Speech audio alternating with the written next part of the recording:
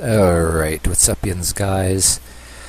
I'm gonna read another passage in this, and I know in my first introductory video I said I was gonna try to do a whole video this way or that way, or read a whole pamphlet, but it's not happening, so I'm just gonna do this as I feel like it.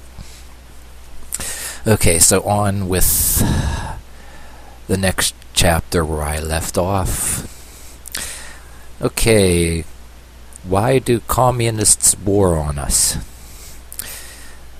Most Americans find it difficult to understand why communists relentlessly attack us. Why this hatred and hostility? Why do the communists seek to destroy us? Some people attempt to dismiss the communist challenge as merely Russian nationalism.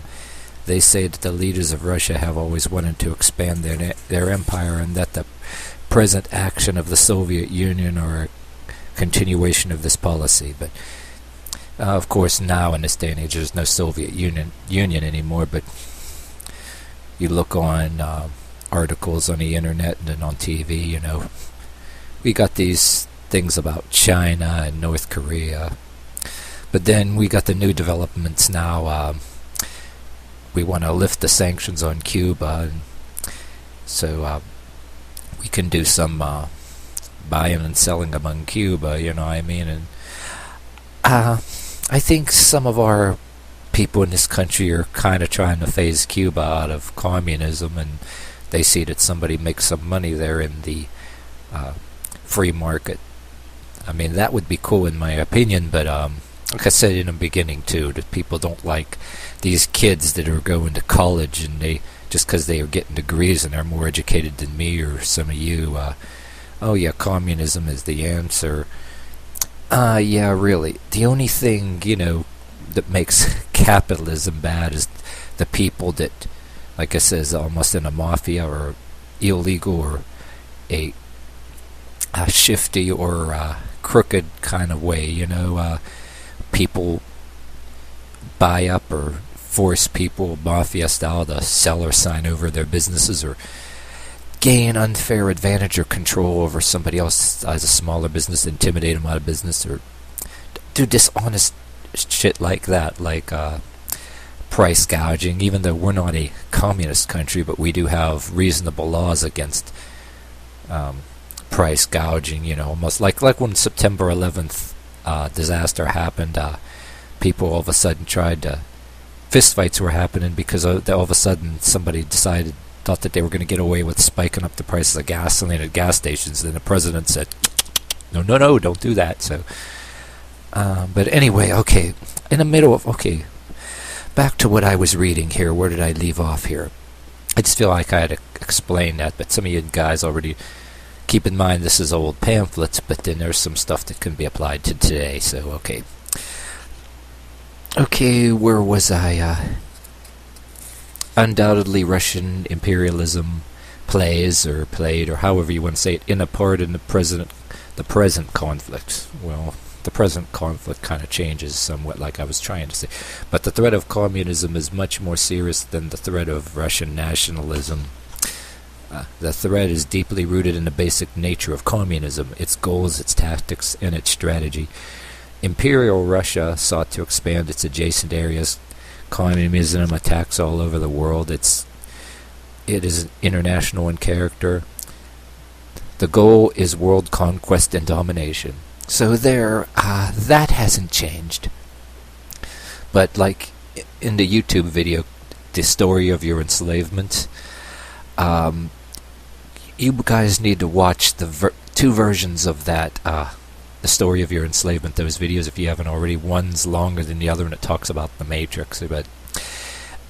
But one of my favorite statements in that video was that, you know, they were talking kind of like China, and, well, Cuba is going to follow along the same way. And, well, when I was talking about how Russia is now, you know, how it's not a Soviet Union anymore, they're another example of what the video, The Story of Your Enslavement, was saying. They kind of gave people more economic freedom and a few more freedoms, not because they gave a rat's ass about people's individual liberties, that they saw that if they put the cows, the cattle in larger stalls, then more meat and milk is produced. And they found out that people got depressed when they felt too much like they were owned, so they get depressed and they become willfully underproductive. And the story of your enslavement was kind of talking about slavery, how the brutal compulsion of slavery, where the creative genius of the mind or creative desires of the mind couldn't be reached by the threat of the whip, so you know the rest of that story if you look in it. So anybody like this can dovetail into a couple people on YouTube talk to me their version of communism. They believe theirs, they would go a different way. I somewhat believe them in a way, in some ways I don't. It depends who it is. But it's just like they said, some people's versions of communism they think is better because and some people don't believe in the totalitarian version and all that. But yeah, and keep in mind too what Jim Quinn was saying when he was interviewing Bill Ayers. When he was interviewing the FBI guy that wrote the book, that he was the guy that was infiltrating Bill Ayers' little revolutionary cult that was put down, but he and his wife were the only ones that got off on a technicality, and now that happy asshole says guilty as hell but free as a bird, and he's actually teaching in the university. But anyway, yeah, his plans was that he was going to convert this country into communism and overthrow the country, and he actually had plans, according to this FBI guy. He wrote this book and everything too, and he reissued the book I think a year or so ago. I heard this on Jim Quinn, and I have an audio clip somewhere, but I have an audio clip of it I kept. But yeah, his plan when he and Bill Ayers and all his buddies overthrew the country, big dreamer there, that he was going to re-educate the country and everybody that refused to be re-educated, he was going to put them to death. Yeah, that's people's communism. But like I said, there's a lot of communists that were talking about, that supporters on YouTube says, oh yeah, we're communists, but we're not like that. But then again too, the guys on the History Channel that were Americans that were living in Cuba were fighting with alongside Che Guevara. They were interviewed and all that stuff too. They had friends over there, like they said they were going to weddings. They had friends and neighbors, and they were actually helped fight to overthrow the Cuban government, and they succeeded. And in their interview they said, well, if we knew that was going to happen, we weren't fighting for that, So go figure, if Bill Ayers had his way and there were people that were going to fight for him alongside of him, some of these guys are still rotting in prison right now. But yeah, say they had their way, and whatever they were believing, say that did happen, and the asshole succeeded, it would be like Cuba. Oh, we weren't fighting for that, That's just what it is.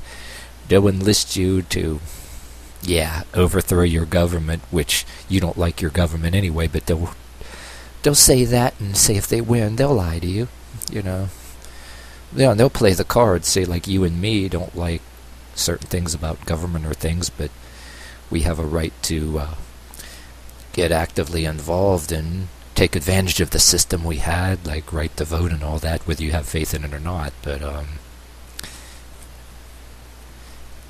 But yeah, they'll get dumb kids involved and thinking things are going to change that way, and that just ain't going to happen, because even if you don't like your government, that'll be the day some asshole wants to overthrow a government like ours or whatever too, whether you like it or not, and think that they're gonna I don't know about you, but yeah, somebody like that thinks they're gonna do that and have a revolution, and they think they're gonna re-educate me or you, and then put you to death. Like Bill Ayers said, he said he was really one of them brilliant sociopaths and psychotics. And teaching in a university, and like, come on, yeah, re-educate, and he's gonna have to execute. Yeah, he had some really big dreams. You know, he was really like one of those. There's a lot of people that, you know, like I says, that whether it's the FBI or the police, there's other versions of, well, there's other words that people can use that are above, that criminally insane doesn't describe them. There's probably other words stronger than criminally insane or whatever, but the kind of egos that they have, the big goals and dreams, that they have the nerve that, yeah, that they think that they can run things and tell you or me what to do, but yet try to tell us that if you fight on their side, then yeah, you're going to have some kind of freedom, when they hate every aspect of freedom and they want to control things. And the minute you disagree with them, you know, you will get shot or executed. So yeah, there's your freedom. There's the freedom that they offer.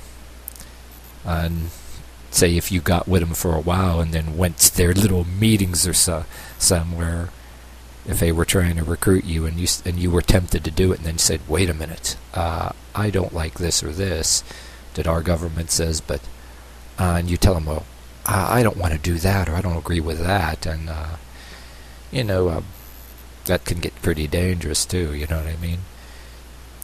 Yeah, like what they want to do is, yeah, you disagree with me at all, then it can get dangerous. You know, there's really dangerous, narcissistic, sociopathic, all the versions of criminally insane that people want to describe. You know, that's these people.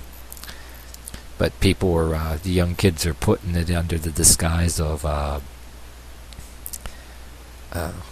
whatever the hell they want to believe. You know what I mean? But that's not the way to go. They're just lying to you. You're better off being a smart-ass punk like me, or some of you other guys watching and that can relate to that. Better to be that than be a communist wannabe or whatever the hell. You know what I mean? Because there are some of us like me, or a few of you guys, that are too smart for that. You know, we won't go with that shit, because yeah, it's just another version of control. And anybody that subscribes to their communism, they want another dada that's going to give them everything. And that's why they jump on that bandwagon or boat to begin with. Yeah, and these people that want a communist daddy, yeah, anybody that they don't like, or that even can kick their ass if they try to put their hands on you and they get their ass knocked on their ass, they don't like that. They resent that, so they think they can get together in a group and get even, and get together and worship a communist dad. It's gonna give them some kind of revenge over their people that they couldn't bully and push around on their own. So they got a lot of reasons, you know, control issues. That's basically what it is, you know. But anybody wants to come with you that shit and think they're gonna control you or get mad at you because you question them, yeah, they need a good shit kicking, that's for sure. Or the bird right in the face. But that's just me.